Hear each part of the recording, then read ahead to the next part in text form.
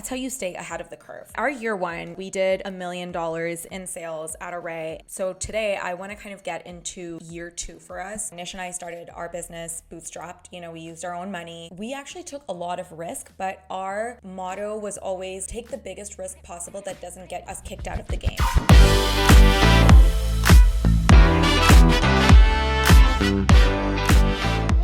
Hello, friends, and welcome back to another episode of the Dream Bigger podcast. So today, as you can see, I'm coming to you from a bit of a different environment, and this is actually in my home office.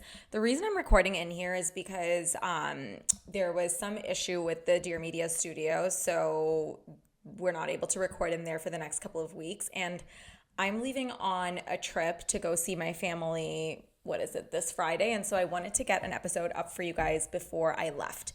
So that being said, let's talk about today's episode. So something that you guys really enjoy when I do is episodes on business. And I've done so many episodes on year one of building a brand, basics of building a brand, like brand building 101, which is amazing if you are just about to start building a business or, you're in the early stages of being a founder. So I thought it would be really interesting to do an ongoing series where I go over every stage of building a business. So our year one, we did $1 million in sales at Arrae, and so today I want to kind of get into year two for us, which was around the $5 million mark. Okay, so that's how much we did in year two.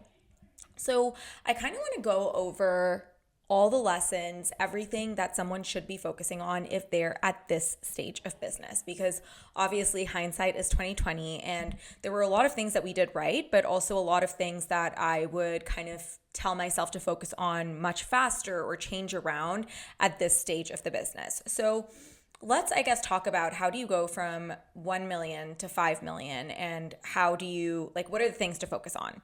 So let's first start with, and I have a bunch of things that I want to cover in this episode. So I want to actually start with team structure.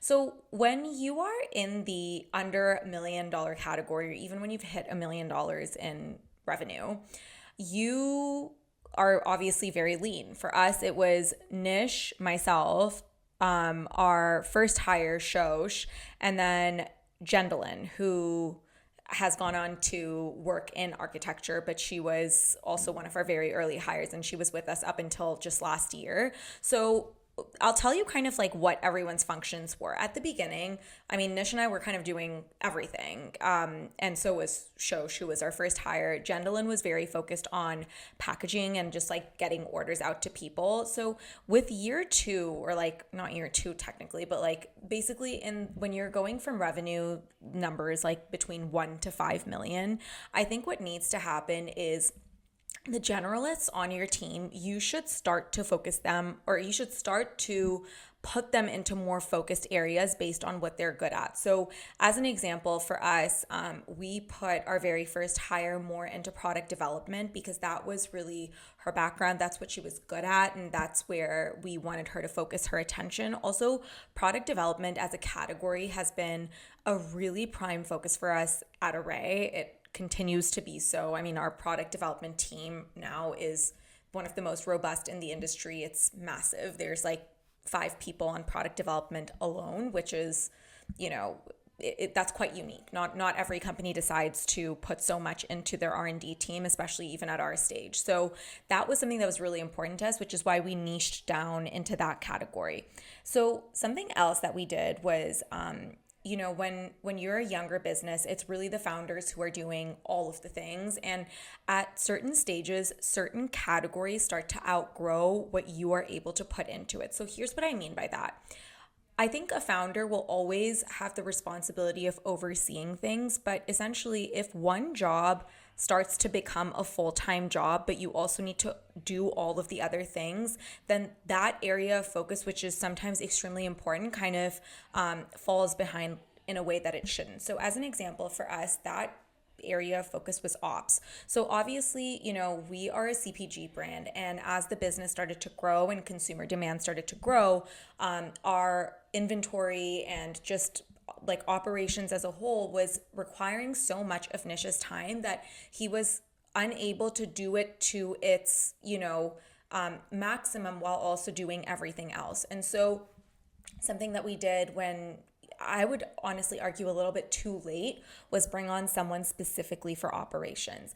I highly, highly recommend that every founder looks into kind of bringing someone on for operations when they're going from like the $1 to $5 million mark, because if you wait until it's too late, it really does have an impact on how you are being able to keep track of inventory. And what I mean is like ensuring that you're not selling out or buying too much inventory. Like these are both things with a lot of nuances. And so if you have someone in your operations team who is focused specifically on that, then it just allows you to do a lot better. And I mean, we didn't hire someone specifically for operations until, honestly speaking, guys, we waited a long time. And if I could go back in time and give myself this advice, I would say like hire for this role, because it's actually really important and the role only continues to grow, because obviously operations touches every part of the business. And also with that, I will say that for a long time, our teams started to work in silos, and the sooner you can get everyone talking to one another, the better it is. So for a long time, operations and brand would sit on two different sides and they wouldn't be as communicative as they are now. So we started to implement that, I want to say like 2.5 years in, where we were like, no guys, like everyone should be aligned from every angle. So whether it is promotional, a product launch, if brand is running a campaign, then operations should be looped in right from the start, so everyone's working on the same timeline. So that's also a piece of advice that I would give you from a team structure perspective. I think something that we do really well is everything we do is 360. And that's kind of a policy that we have company wide, that like whether it's a sale or a product launch or a campaign that we're running, it's all very 360. And how we make that happen is the fact that everyone communicates. Everyone, basically anytime there's a launch or let's say Black Friday or a big sale coming up, we have a meeting where all the different departments kind of attend that, and we decide on dates, we decide on what the specifics of the campaign are, so that everyone is on the same page. We all share an Asana, and we go over everything from there. And I just think that that's the way that everyone kind of gets on the same page in order for things to be a little bit more seamless and holistic. That being said, I will say that an area that Nish and I held on to very tightly for a long time, which worked in our advantage, was customer support. So I've said this before, but when we started the brand, every phone call would come to Nish's phone.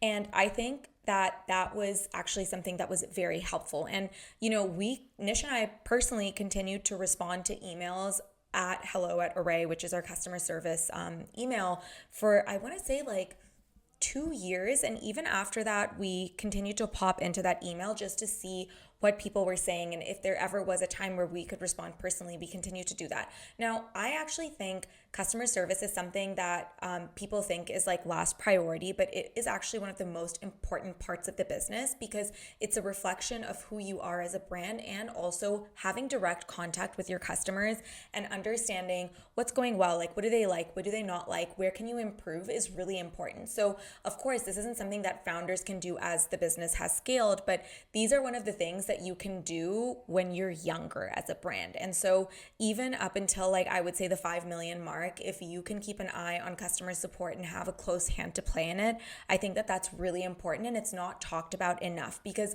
a lot of product ideas and decisions that we make around what we're launching and all of this actually comes from our customers. So if we didn't have a direct line of communication with them right from the start, that connection would just not be as strong. Okay, so now that we've covered kind of team structure and how we think of, I guess, like how people communicate and how we built things up, from just being like a couple of people on the team to like a little bit more, let's talk about another point, which is a different category altogether: raising money. So a lot of startups choose to raise money at some point in their business journey.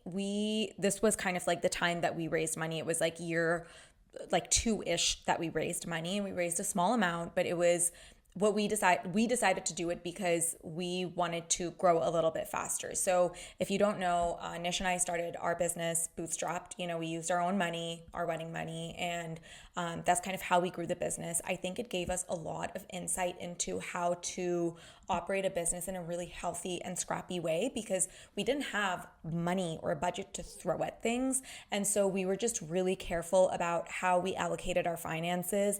And we actually took a lot of risk, but our motto was always take the biggest risk possible that doesn't get us kicked out of the game.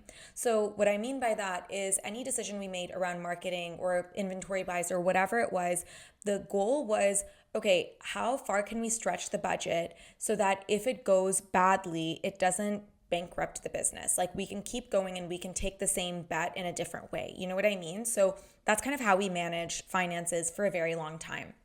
Now, we decided to raise money, as I said, in order to kind of grow a little bit faster. And we also knew that we wanted to switch over to profitability as quickly as possible because, Nish and I always knew that we wanted to retain a majority of our equity. That was just always very important to us. And of course, when you raise money, you trade your equity for some money. And so, what I will encourage founders to do, if you don't need to raise money, please do not raise money. Okay. I'm glad the narrative is shifting from, raising money being this like cool thing to something that people are saying, okay, like do it if you need to. If you don't need to do it, then don't do it. And that's kind of the advice that I would give you as well. We were, as I said, very careful with how we raised money. We were very picky about who we partnered with. So I love our investors. They're fantastic. They are supportive when we need them to be. They are also our biggest cheerleaders. And they, for the most part, really trust, or not for the most part, they 100% trust Nish and I to do our jobs. And in fact, they are there as a sounding board when we have had things like challenges, and they'll be there for us when we ask for their help, and they'll kind of give us suggestions accordingly. They don't get in our way, which is something that both Nish and I really, really appreciate.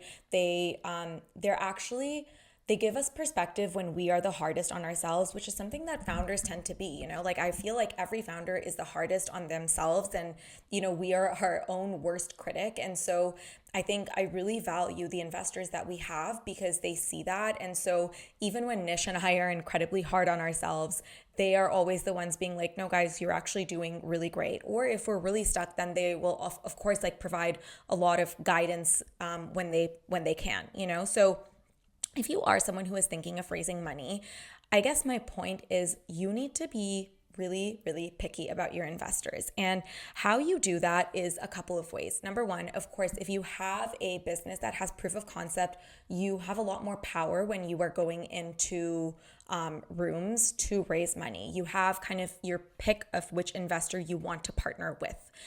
Versus, if you don't have any proof of concept, if you have literally nothing but an idea, number one, you'll just have to give up more equity. Number two, you can be operating from a place of having limits as to who's interested in you. And so you just end up kind of settling for people. And I can't explain enough that raising money and kind of having a partnership with an investor, it's like a marriage. They're in the business with you.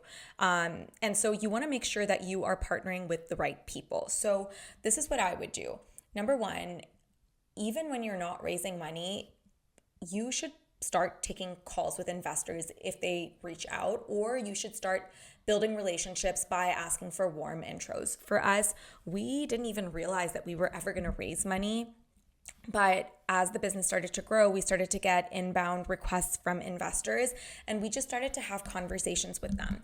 I think what this does is it allows you to vet people and really build a relationship with them and get to know them before you're at this juncture of needing to take any action. I think understanding, okay, like what is someone good at before you actually need their money gives you a holistic idea of what they are like as partners. And again, raising money, bringing an investor on board, it's a partnership at the end of the day. So you should be hopefully sometimes, unfortunately, it is just like a money, like a transactional thing. But I think in the best case scenario, your investor should offer more than just their cash. And so I think if you start to build out those relationships earlier on, it just allows you to kind of understand what they're good at and the value add that they're bringing to the table. And also if you are a good fit for their portfolio, right? It's a two-way street. Like that needs to be like a good partnership on both sides. They need to feel really excited by your company and get your vision and vice versa. So starting those conversations early, getting those intros, and just starting things off before you actually need money is really important. And then I will say, refine your pitch. This is like a practice makes perfect situation. The more you practice your pitch, the more you tell the story behind your brand and your vision, the better you get at it. And so the more practice you can do when the stakes are a little bit lower, the better it is for you. So that's what I will say about raising money. I will also say, if you are raising money, read the book. I think it's called Mastering the VC Game. This was extremely, extremely helpful for me because basically when you're going into fundraising, a lot of the terminology can be quite technical. And this book kind of got me familiar with all of the terms around raising money and just the basics that I would need to know in order to go and, have fruitful conversations. So highly recommend that book. Okay, let's talk about product formulation, kind of like how do you get insight into new products, etc. Outside of tapping into your community and constantly being on top of, what people are wanting in terms of your customers and just general kind of like what people are talking about, I think it's a founder's job to be on top of trends. So what I mean by that is get really curious about like what are the emerging trends. So how you do this is, number one, really immersing yourself in whatever category you're in. If you're in fashion, you should be listening to every fringe fashion podcast and following every random fashion creator. You should be looking at runways, like what is going on, what are people talking about. And I think it's the same in every industry, right? So for us, my job as a founder is to be on top of wellness. That means I am immersed in the category. I am following every podcast. I am reading any article that comes my way. And also I am attending industry events. So there's like a lot of these, it's in beauty, wellness, whatever your category is, there's a lot of conferences that happen. And so it's your job to kind of understand what are those conferences. And these conferences are like suppliers, manufacturers, ingredient suppliers, scientists, like they're all going to these conferences. So find out what it is for your category and start attending them, because that's where you'll kind of also get an understanding of emerging trends, the same way that you're getting it from podcasts and, scientific journals and whatever other sources you're looking at. You should be going to industry events as well, because you'll start to notice, there's a prevalence of a specific ingredient. Why is that? That must mean that it's emerging and that might be an upcoming trend. So it's your job as a founder to kind of keep on top of that, because that's how you stay ahead of the curve. Now, okay, the next, and I know I'm jumping around a little bit, but these are all the topics which I think are really important. The next topic that I wanted to discuss is marketing from an ROI standpoint. So when you are under $1 million in revenue, your goal is really just to get the product out to as many people as you can, right? So that's like gifting. That's a really strong, robust community, kind of like organic thought process, or like community and organic community building strategy, okay? Beyond that, you once you are past the $1 million mark, and that can be, like 1.5, 2, I don't know what that point is for people, but for us, it was past the $1 million point. Our thought process was partnerships. Normal. This is just kind of how things go about. But what I will say is understanding partnerships from an ROI standpoint is really important. So whether you're doing this on the brand perspective or on the brand side, or of course performance marketing side is very performance driven, but I think where a lot of brands don't think to look is ROI from a brand building standpoint. So no matter what, you will probably always have partnerships, which are what we like to call them billboard partnerships. Okay. So these are it may not translate you spend X dollars and you get Y dollars back, like a return on investment in that sense. But if you do have a billboard partnership, then you need the rest of your marketing buckets to make up for that, so that you sit in the marketing channel as an ROI positive. Does this make sense? Truthfully, I don't even know if a younger brand should be doing big billboard partnerships. I think more so what you should be focusing on is still partnerships, whether it's from an influencer standpoint or whatever you're doing. I think there needs to be an ROI goal. It can't just be like you spend $5,000 and it brings $0. Okay, that's just it's a very expensive partnership to take on as a younger brand, especially if you've not raised money. Okay, so I think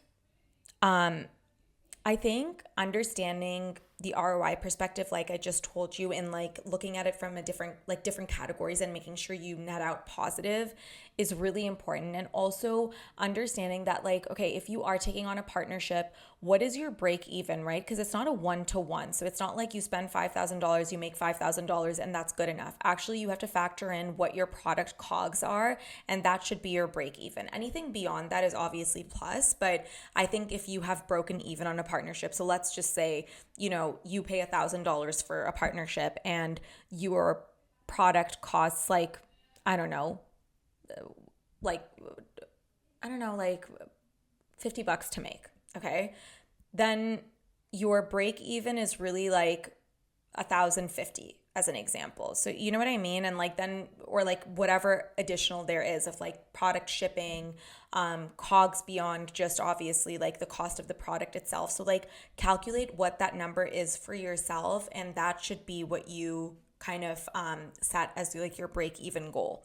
So, and that's different for every brand. It could be a 1.4x ROAS, which is like ROAS, I know it's return on ad spend, but we kind of put everything with that terminology, whether it's an influencer partnership or an ads thing. Like we always look into what is the ROAS on this. And so understanding what your ROAS is, I think is like the best way to kind of think of how a partnership should return to you, or return for you.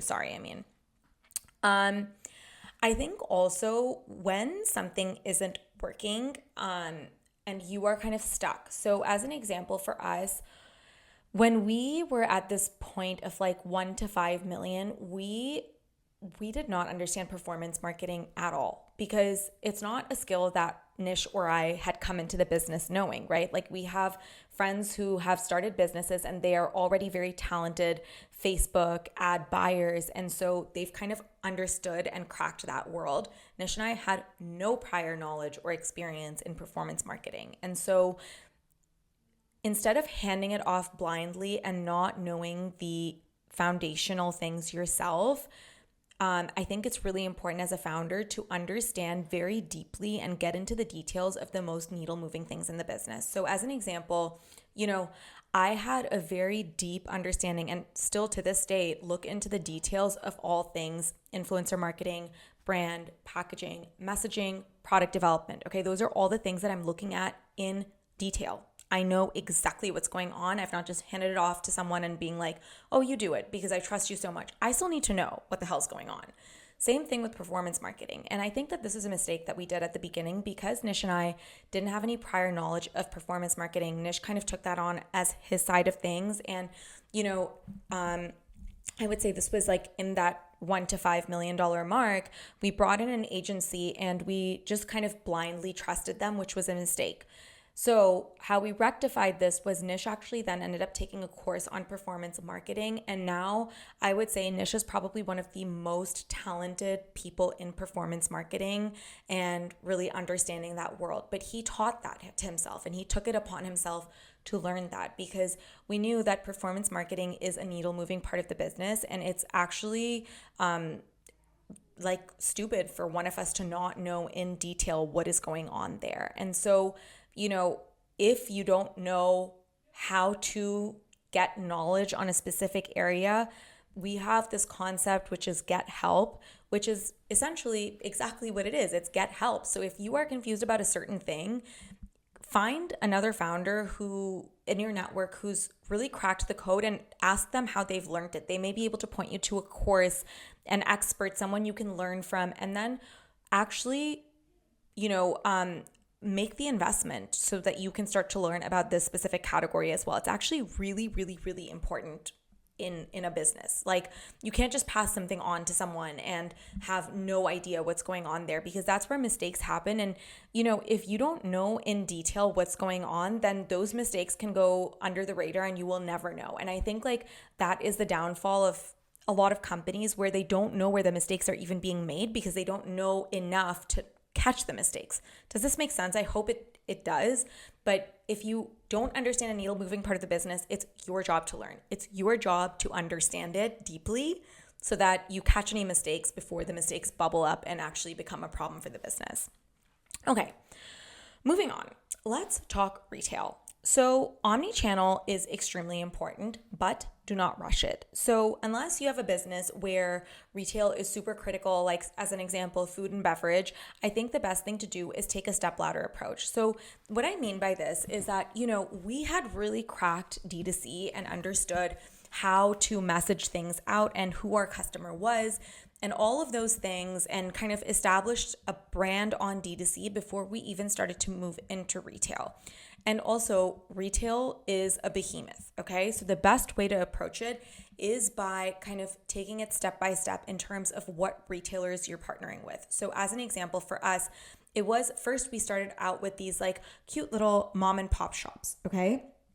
Then we understood, okay, like this is how you optimize this stuff, and these are like the operational shortcomings. Okay, we fixed it. Now let's move on to the next stage. For us, the next stage was Arrae. There were a lot of kinks for us to figure out when it came to Arrae in terms of operational capabilities, ensuring that things were getting there on time. How did we predict the amount of inventory order we need to place in order to meet their demands? There's like a lot of back end stuff that happens for retail.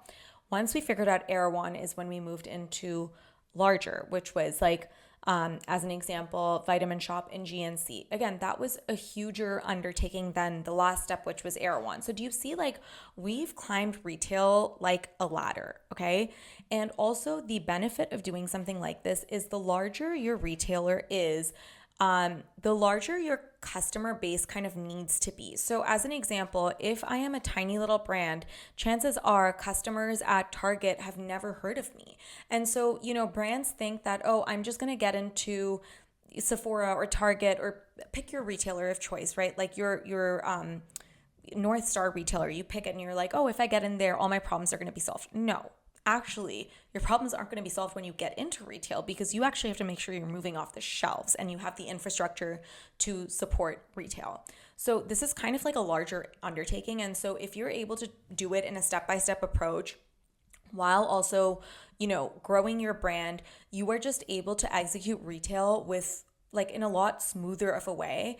Also, then you go into retail conversations with a lot more power than if you are a little brand who's like knocking on these people's doors. Again, this is different. If your business is like the success of your business, if it's, just linked to retail, as an example, beverage or food, I'm not talking to you. I am talking specifically to people who have a choice. As an example, in wellness or beauty or any of these other categories, like clothing, you take it, right? Like, or you name it, sorry. Like if you don't have to rely on retail and you can kind of take it in a step-by-step, so I'm going to say that again, sorry.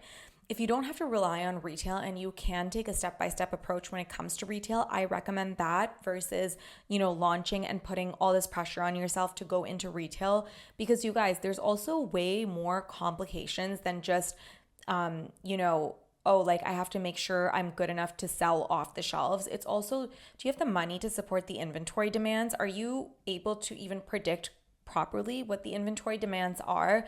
What are the marketing initiatives that you're doing specifically for retail? There is so much to think about.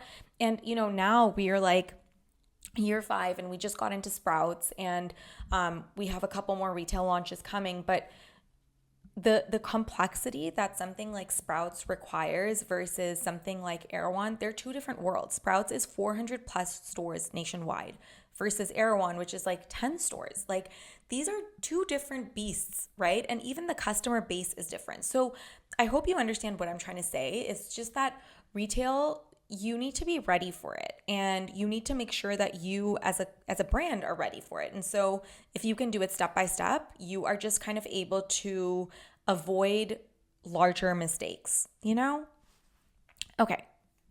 Lastly, this is not to do with specifically building the business or like the specifics of business, but it is, I think, linked to how you show up for the business, which is your life outside of work. So I really do think that, when you're when you're a business owner, your life is intrinsically linked to your work, and you do think about work more than the average person. And I wouldn't have it any other way. Okay. I love the fact that I'm so passionate about what I do that it takes up my thoughts, 80% of the time.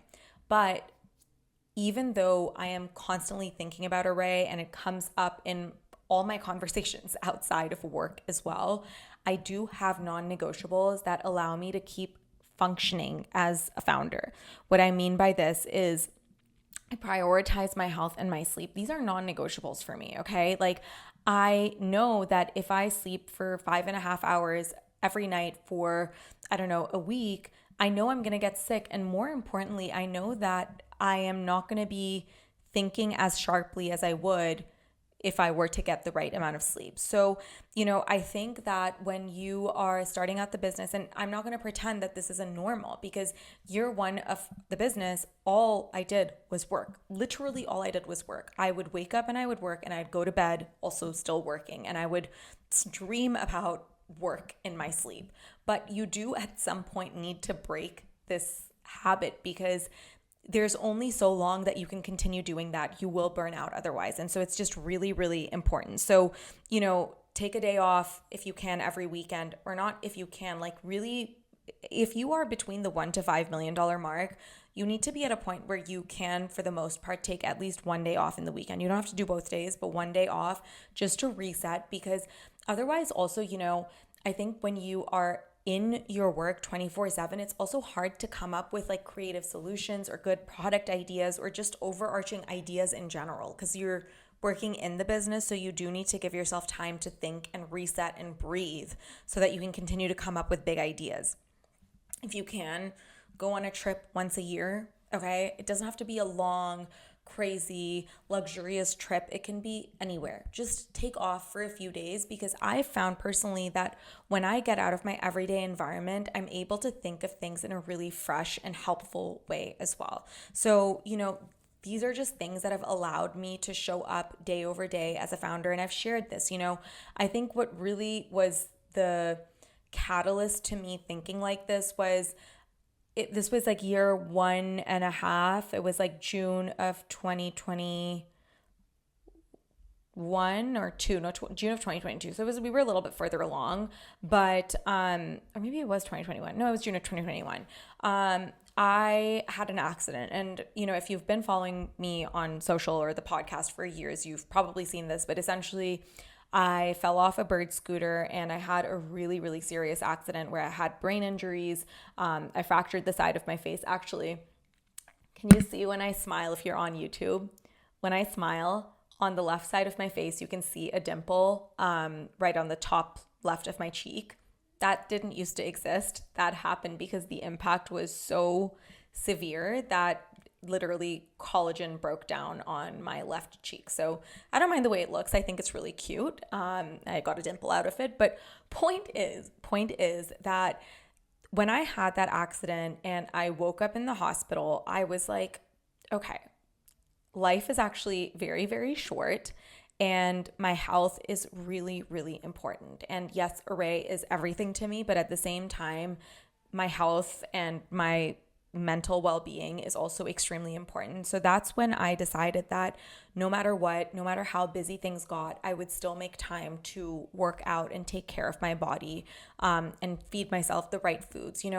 Year one, I was doing my best for sure, but year one, you're like, the business is all consuming, and I can't pretend and sit here and pretend and say that I was balanced or I really even thought about this stuff, So this was the wake-up call that I needed. And so, if you are a year one founder, I understand that your business is taking up everything that you've got, but you do have to break out of this cycle, okay? So give yourself until year two, and then, really start to prioritize what your non-negotiables are. And this doesn't need to be like 6 hours of your day. I'm talking like 45 minutes for a workout and maybe like 30 minutes in the morning for yourself.